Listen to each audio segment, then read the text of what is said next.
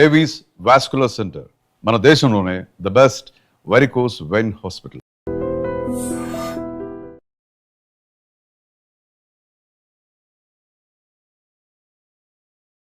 So as a gastroenterologist and recent టైమ్స్లో కూడా మన ఒక గట్ హెల్త్ అనేది కూడా వెరీ వెరీ ఇంపార్టెంట్. ఏంటంటే ఆ గట్ హెల్త్ బాగుంటే అన్నీ బాగున్నట్టే. మన లైఫ్లో ఆ హెల్త్ అనేది కూడా మొత్తం బాగుంటుంది. వేరే అవయవాలు కూడా అన్నీ దాని కరెక్ట్ ఫంక్షన్ అనేది కూడా జరుగుతూ ఉంటుంది అంటారు. సో గట్ హెల్త్ నిజంగా అంత ఇంపార్టెంటా? గట్ హెల్త్ అనేది యూజువల్గా ఒకప్పుడులా లేదండి. గట్ హెల్త్ ఒకప్పుడు ఇంట్లో ఫుడ్ ఎక్కువ తినేవాళ్ళు. మన చిన్నప్పుడు కానీ అందరూ పిల్లలు కానీ బయట ఫుడ్ ఎక్కువ ఉండేది కాదు. ఇప్పుడు ద మొమెంట్ ఈ ఫుడ్ డెలివరీ యాప్స్ అన్నీ వచ్చేసిన తర్వాత పిల్లలకి ఏ టైంలో ఏది కావాలంటే అది యూజువల్లీ అవుట్ సైడ్ ఫుడ్ వచ్చేస్తుంది. సో ఒకప్పుడు చక్కగా ఇంట్లో ఫుడ్ తినేవాళ్ళు, అప్పుడప్పుడు వారానికి ఒక్కసారి రెస్టారెంట్కి వెళ్ళేవాళ్ళు, బయట తినేవాళ్ళు. Okay, that's a different thing. ఇప్పుడు గట్ హెల్త్ సరిగ్గా ఉండాలంటే మనం తినే ఫుడ్ సరిగ్గా ఉండాలి. మనం తినే ఫుడ్లో క్వాలిటీ కన్నా కూడా టేస్ట్కి ఇంపార్టెన్స్ ఉన్నప్పుడు వాళ్ళు ప్రిపేర్ చేసే వాళ్ళు కూడా దీని టేస్ట్ ఎక్కువ ఉండాలి, ఏది కలిపినా పర్వాలేదు అన్నట్టు ఉంటారు. సో ఆబ్వియస్లీ వాళ్ళకి వాళ్ళ సేల్ ఇంపార్టెంట్, రైట్? వాళ్ళకి మన health is not important. But ఇంట్లో మన మదర్ ప్రిపేర్ చేశారనుకోండి, వాళ్ళకి టాప్ ప్రియారిటీ ఉంటుంది, మన హెల్త్ బాగుండాలి, కొంత టేస్ట్ ఉండాలని రెండూ ఉంటాయి. ఆ ప్రేమ అనేది ఉంటుంది, వీళ్ళ ఆరోగ్యం అనేది ఉంటుంది. అది అవుట్ సైడ్ ఫుడ్ డెలివరీ యాప్స్లో అది ఉండదు. కాబట్టి మనం చెత్త అంతా తినేసరికి ఇప్పుడు గట్ హెల్త్ చాలా మంది గ్యాస్ గ్యాస్ గ్యాస్ గ్యాస్ అని ఉదయం లేస్తే గ్యాస్, అంతా గ్యాస్ మయం లాగా అయిపోయింది ప్రపంచం అంతా. అందరూ సార్ గ్యాస్ అంటారు, లేదంటే తేపులు అంటారు, లేదంటే కింద నుంచి అంటారు, లేకపోతే ఉబ్బరం అంటారు, ఇంకా విచిత్రమైన కంప్లైంట్లు. అంటే మనం విచిత్రమైన ఫుడ్లు తిన్నప్పుడు అన్ని టెక్స్ట్ బుక్లో డిస్క్రైబ్ చెయ్యని కంప్లైంట్స్తో వస్తుంటారు. ఓకే, ఎందుకంటే టెక్స్ట్ బుక్లు పేషెంట్ చూసి రాస్తారు. కాబట్టి బుక్లో ఉన్నదంతా పేషెంట్లో ఉండాలనుకుంటే ఉండదు. ఎందుకంటే ఈ బుక్కులు రాసే టైంలో ఈ ఫుడ్ డెలివరీ యాప్లు లేవు. ఓకే, కాబట్టి ఇప్పుడు వచ్చే కంప్లైంట్స్ అన్ని చూస్తుంటే ఇంకా విచిత్రమైన కంప్లైంట్లు వస్తున్నాయి.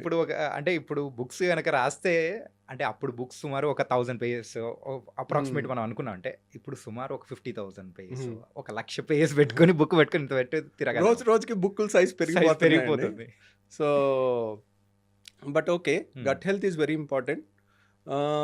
మన పేగులో ఆల్మోస్ట్ ట్రిలియన్స్ ఆఫ్ బ్యాక్టీరియా ఉంటాయండి. They are all good bacteria, మనకి హెల్ప్ చేస్తూ ఉంటాయి. మనకి కొన్ని హార్మోన్స్ని తయారు చేస్తాయి, మనకి కొన్ని ఇమ్యూనిటీ పవర్ని పెంచే బ్యాక్టీరియా ఉంటాయి. They are symbiosis.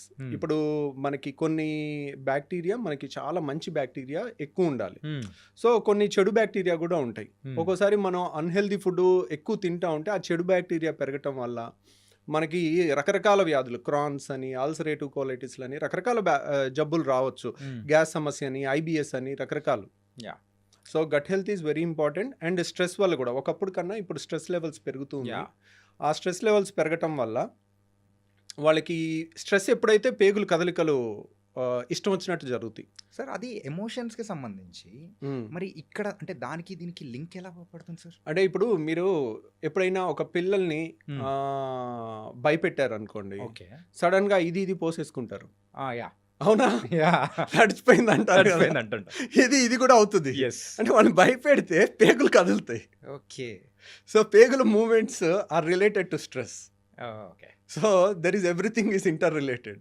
ఇప్పుడు మన ఏలు కదిలించాలనుకోండి, మన బ్రెయిన్ నుంచి ఒక సిగ్నల్ వస్తుంది. ఇట్ ఈస్ సొమాటిక్ అన్నమాట. మన పేగులు నేను కదిలిస్తానంటే కదలవు, అవి they are autonomic nervous system కంట్రోల్లో ఉంటాయి. అటానమిక్ నర్వస్ సిస్టమ్ కంట్రోల్ అంటే 10 నిమిషాలకు ఒకసారి, 20 నిమిషాలకు ఒకసారి దాని మూమెంట్ ఇలా ముందుకి పేగులు కదలికలు అనేది వస్తుంటాయి. అవి స్ట్రెస్ని బట్టి ముందుకి వెనక్కి వెళ్తుంటాయి, ఇష్టం వచ్చినట్టు కదలికలు ఉంటుంటాయి. So stress is one important thing which impairs the gut health apart from latest outside food epidemic. అంటే అవుట్ సైడ్ ఇక అది మీరు ఆ టర్న్ ఓవర్స్ చూస్తే మైండ్ బ్లాక్ అయిపోవాల్సిందే. ఫుడ్ డెలివరీ యాప్స్ మీరు రీసెంట్ టైమ్స్లో అయితే వాళ్ళు రికార్డ్ బ్రేక్ చేస్తున్నారు సార్. అంటే మోస్ట్ ప్రాఫిటబుల్ జాబ్ అన్నట్టు కూడా అసలు యాప్స్ అనేది కూడా తయారైపోయి. ఏంటంటే ఇప్పుడు మీరు ఒక్క ఇంట్లో ఒక పూటకి ఒకళ్ళు ఒక రెస్టారెంట్లో ఆర్డర్ పెట్టుకోవట్లే, నాకు ఇది ఇక్కడ కావాలి, నాకు ఇది ఇక్కడ కావాలి. ముగ్గురు బాయ్లు వచ్చి డెలివరీ చేసే టైమ్స్ కూడా ప్రతి ఇంట్లో మీకు I don't think anyone is exception. ఎవరింట్లో అయినా గానీ ఒకళ్ళుంటే ఒకళ్ళు పెట్టుకుని దాన్ని అడ్జస్ట్ అయ్యి తిందాం అని కూడా ఉండట్లేదు. నాకు ఇది కావాలి, నాకు ఇక్కడ ఇది కావాలి. ఇద్దరు పెడుతున్నారు. అనవసరంగా ఎక్కువైపోయి మిగిలిపోతుంది కదా అని ఇంట్లో వాళ్ళందరూ ఎవరో ఒకళ్ళు తినేసి ఇంకా పాడు చేసుకుంటున్నారు. అంటే ఈరోజే సో యూజువల్గా నేను బ్యాచులర్, మా డాడ్ వచ్చారని చెప్పేసి ఉన్నాను. సో బ్యాచులర్స్ ఉన్నప్పుడు కుక్ చేసుకోవడం అనేది కూడా కొంచెం కష్టం, వర్క్ చేసుకుంటా అలా అని బయట నుంచి ఫుడ్ అనేది కూడా తీసుకురావడానికి మా డాడ్ వెళ్ళారు. వెళ్తే నియర్లీ 4 to 5 ప్లేసెస్ దగ్గరికి వెళ్తే యూజువల్గా అంటే ఎక్కువ పీపుల్ వచ్చి పర్చేస్ చేస్తూ ఫుడ్ ఎక్కడికి వెళ్ళినా కానీ అంతే ఉన్నారు. అంటే ఇంట్లో వండుకోవడం అనేది మానేశారా కంప్లీట్గా. ఈవెన్ ఫ్యామిలీస్ అయినా కానీ అందరూ వచ్చి బయట తినడము. ఒకప్పుడు బయట తినడం అనేది వీక్లోనో మంత్లోనో సరదాగా వచ్చి తినేవాళ్ళు, కానీ ఇప్పుడు అది అలవాటుగా మారిపోయింది. ఇది ఎంతకాలం అనేది బాగుంటుంది? అంటే దాన్ని ఎవరు హెల్ప్ చేయలేమండి. ఎందుకంటే ఆడుతూ పాడుతూ కుక్ చేస్తూ అందరూ కూడా ఈ వర్క్ స్ట్రెస్ ఉంటుంది. వాళ్ళ వర్క్ దేంట్లో అయినా వర్క్ 7-8 గంటలు పనిచేసి వాళ్ళు వెళ్ళి కుక్ చేసుకోవాలనుకున్న చాలాసార్లు ఉమెన్ కూడా వర్క్ చేస్తూ ఉంటారు. ఒకప్పుడులాగా లేదు. ఇప్పుడు వైఫ్ హస్బెండ్ ఇద్దరు జాబ్ చేస్తున్నారు అనుకోండి, పిల్లలకి కుక్ చేసి పెట్టాలంటే అంత ఈజీ జాబ్ కాదు. ఓకే. సో ఉమెన్ చాలా నలిగిపోతూ ఉంటారు. అటు జాబ్ చూసుకోలేక, ఇటు ఇంట్లో ఫ్యామిలీని మేనేజ్ చేయలేక, ప్లస్ ఇవన్నీ మంచిగా వండి పెట్టినా టేస్ట్ కొద్దిగా తగ్గిందని వీళ్ళు మళ్ళీ బయట ఆర్డర్ పెట్టుకుంటారు. ఎటు తిప్పినా కానీ మళ్ళీ బయట నుంచి ఒక ఫుడ్ రావాల్సిందే. ఇప్పుడు పిల్లలకి మంచి హెల్తీదని చెప్పి చేయగలం, కానీ వాళ్ళు వెనకాల తిరిగి పెట్టాలంటే ఒకప్పుడు పిల్లలకి గంట సేపు తిరిగి పెట్టేవాళ్ళు నోట్లో. ఇప్పుడు ఎక్కడ వీలవుతుందండి పాపం. అంతా ఫాస్ట్ మూవింగ్ వరల్డ్ అయిపోయింది. అంతా ఎవరి జాబ్లో వాళ్ళకి స్ట్రెస్లు అన్నీ ఉంటున్నాయి. సో ఏముందిలే, ఒక క్లిక్లో మనకు వచ్చేస్తుంది కదా, ఈజీగా అయిపోతుంది కదా. That's a convenience. కన్వీనియన్స్ని వీ కెనాట్ స్టాప్. ఓకే, మనం ఆపలేము. అదేంటంటే వాలంటరీగా ఓహో దిస్ ఇస్ నాట్ రైట్ అనేది మనం మెల్లగా ఇంజెక్ట్ చేస్తుంటే దే థింక్ ఓవర్, ఓకే ఇది కరెక్ట్ కాదు నాన్న, ఇది కరెక్ట్ కాదు. వారానికి ఒక రోజు అని ఒక ఫ్యామిలీలో rule, family head mother father ఒక రూల్ పెట్టుకున్నారనుకోండి, ఓకే సమ్టైమ్స్ పిల్లలు వింటారు. మెల్లమెల్లగా అలాంటి అలవాటు చేస్తే యూజువల్గా అలాంటి డిసిప్లిన్ ఫ్యామిలీస్ కూడా చాలా ఉంటున్నాయి, బయట ఫుడ్ ఎక్కువ వద్దు అని. సో కానీ దాన్ని ఆపటం అంత ఉప్పెన్లాగా మీద పడిపోతూ ఉంటుంది. It's not easy thing. Sir recent టైమ్స్లో కూడా కొన్ని బయట వింటున్నది ఏంటంటే హాస్టల్స్లో పెట్టి కొన్ని ఫుడ్స్ కొంచెం హైజీనిక్గా లేకపోవడంతో సో వాళ్ళు ఏంటంటే ఆ కడుపు నొప్పి, ఆ గ్యాస్ అనేది కూడా ఎక్కువ ఉండడం, ఇంతవరకు ఆ తేపులు ఒకటేమైనా రావడం, అండ్ ఇలా బోలెడన్ని ఇష్యూస్తో కూడా వచ్చేసి ఒక ట్యాబ్లెట్ అనేది వేసేసుకుంటారు. అప్పటికేమో కొంచెం సర్దుమణిగిపోతుంటుంది. అండ్ కొన్ని శాషెట్స్ వస్తాయి, వాటర్లో వేసేసుకొని తాగడం. సో ఇది రెగ్యులర్గా చేస్తూ ఉన్నారనుకోండి, ఎక్కువ డ్యామేజెస్ అయ్యే అవకాశాలు ఉంటాయంటారా? అంటే ఇప్పుడు చూడండి, ఒకప్పుడు కూడా మన పెద్దవాళ్ళు అనేవాళ్ళు వేరే వాళ్ళు బాగుపడుతున్నారంటే అసూయ పడేవాళ్ళు, ఈర్ష్య వాళ్ళకి వీడి కడుపు మంట వస్తుందని అంటారు. అర్థమైంది? అవును, కడుపు మంట, నీకేంటి కడుపు మంట అంటారు. అంటే వేరే వాళ్ళ మీద నెగిటివ్ ఫీలింగ్ లో కూడా మన బాడీలో యాసిడ్ ఎక్కువ ప్రొడ్యూస్ అవుద్ది.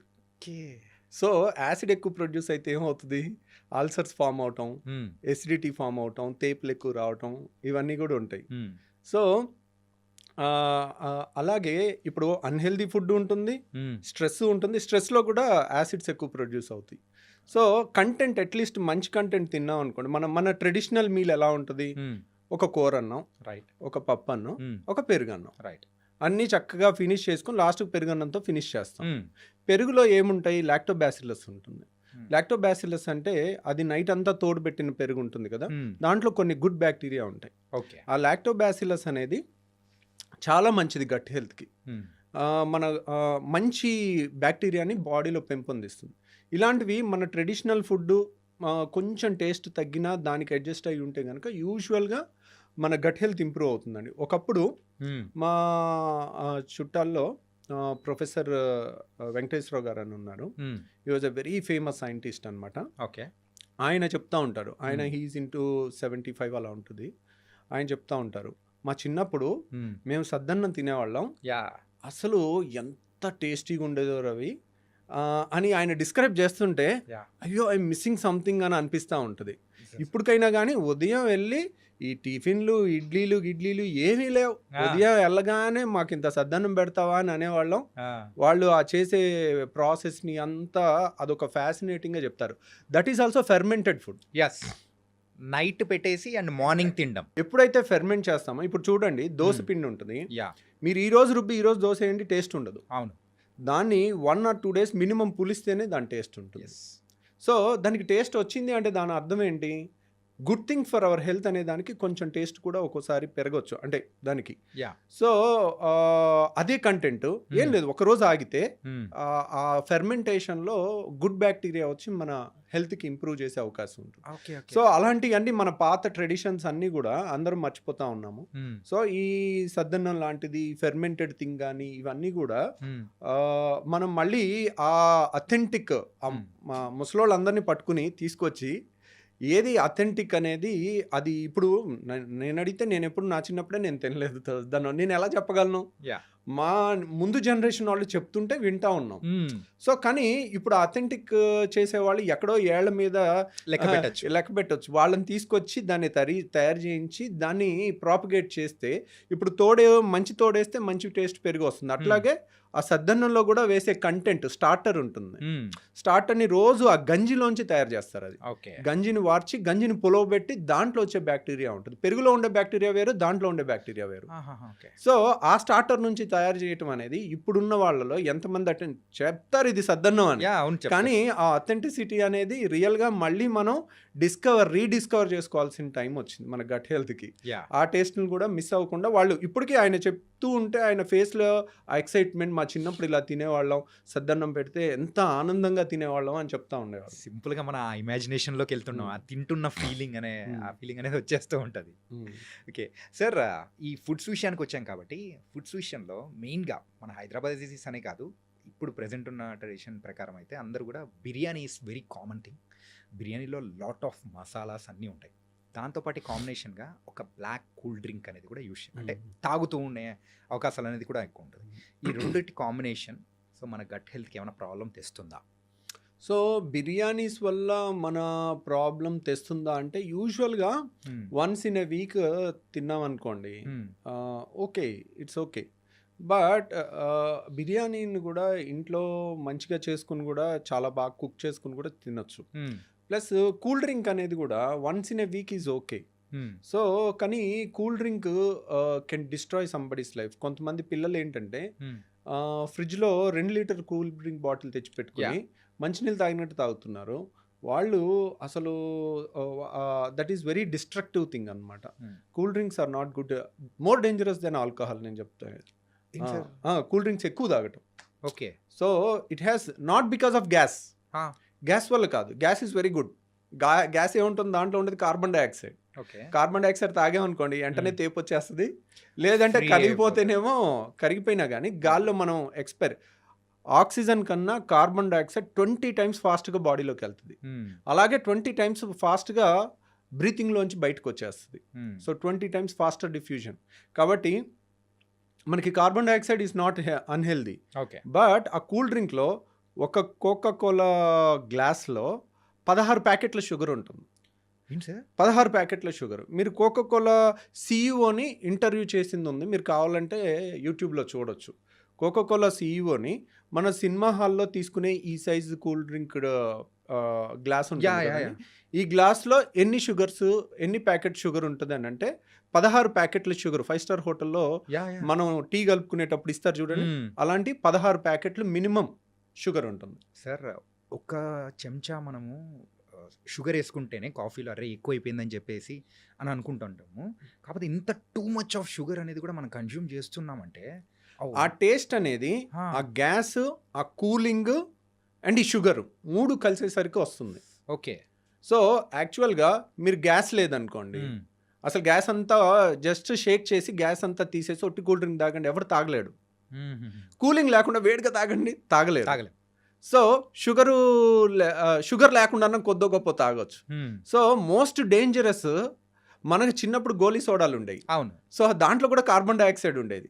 దాంట్లో ఎక్కువ షుగర్ ఏమి ఉండదు. నిమ్మకాయ సోడా, నిమ్మకాయ వేసి కొంచెం ఉప్పు అన్న వేసుకోవచ్చు, కొంచెం మనం షుగరನ್ನು ఒక చెంచానో యేసుకొని తాగేస్తే ఇట్స్ నాట్ దట్ డేంజరస్. హ్మ్. కానీ ఇప్పుడున్న వాటిలో ఆ కాన్సంట్రేషన్ పెంచి కాంపిటీషన్‌లో మా దాంట్లో ఎక్కువ ఎఫెక్ట్ అంటే మా దాంట్లో కిక్ ఎక్కువ, దీంట్లో కిక్ ఎక్కువ. దాంట్లో ఏం కలుపుతాం ఇమ్మెటీరియల్. హ్మ్. మన సేల్ ఎంతయిందనేదే ముఖ్యం. రైట్. అది. రిజల్ట్స్ అనేదే వాళ్ళకు సేల్ వాళ్ళకి రిజల్ట్స్. కావాల్సిందేంటి? ఇప్పుడు ఒక కంపెనీ ఒక